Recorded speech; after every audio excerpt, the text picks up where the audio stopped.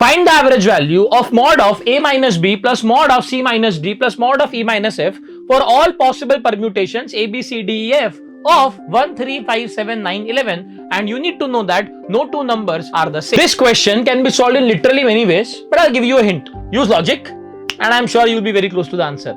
So pause and I will see you with the solution on the other side.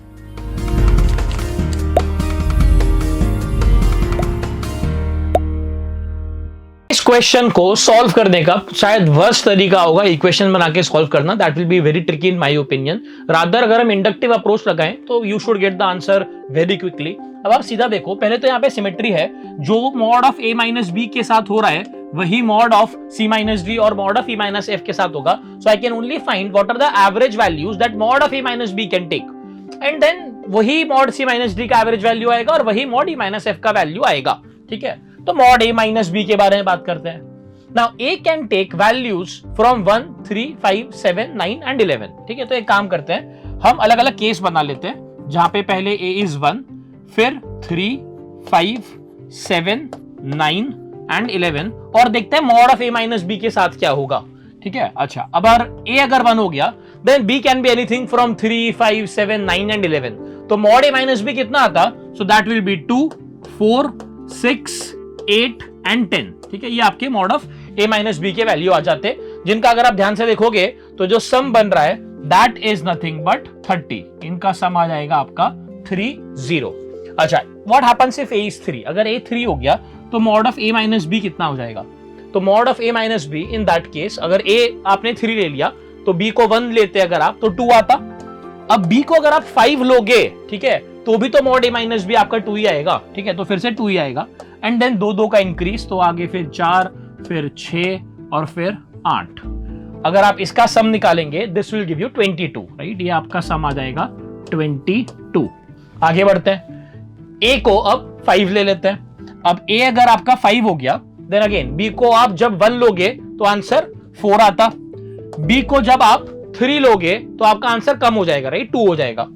चलिए, बहुत बढ़िया.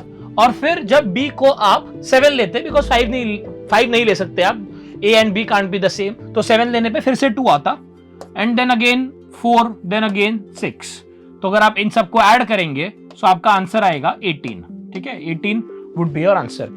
And same approach अब यहाँ पे देखो 7 में, और देखो 1 और 11 में सिमेट्री दिखेगी आपको, वैसे ही आपको 3 और 9 में सिमेट्री दिखेगी और 5 और 7 में सिमेट्री दिखेगी. राइट, वो आप देख सकते हो कि a को अगर आपने 7 ले लिया तो b को अगर आप 1 लेते तो आंसर 6 आता, b को 3 लेते तो आपका आंसर 4 आता, b को 5 लेते तो 2 आता, 7 ले नहीं सकते, 9 लेते तो 2 आता, और अगर 11 लेते तो फिर से आपका आंसर 4 आता. अब ध्यान से देखो, वही तो नंबर आए हैं, खाली ऑर्डर चेंज हुआ है. ठीक है, तो फिर से जो आपका सम आएगा that will be 18 only.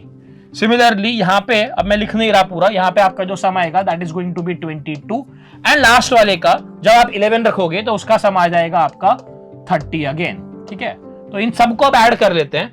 So this is 40 and this is 40 and this combined will be 60. तो टोटल आ गया आपका 140. तो जो सारा सम आ रहा है सारे वैल्यूज का वो आ रहा है 140, पर हमें तो एवरेज निकालना है. तो ये वैल्यूज कितने हैं? तो हर जगह पे 5 वैल्यूज हैं. ठीक है, तो 1, 2, 3, 4, 5, 6 बार 5 वैल्यूज, मतलब टोटल 30 वैल्यूज का आप एवरेज ले रहे हो. So divide this by 30. ठीक है, एंड ये जो आपने एवरेज निकाला this is the average value of mod of a minus B. यही average mod of c minus D का होगा, यही average mod of e minus f का होगा. So you can multiply this by 3 as well now.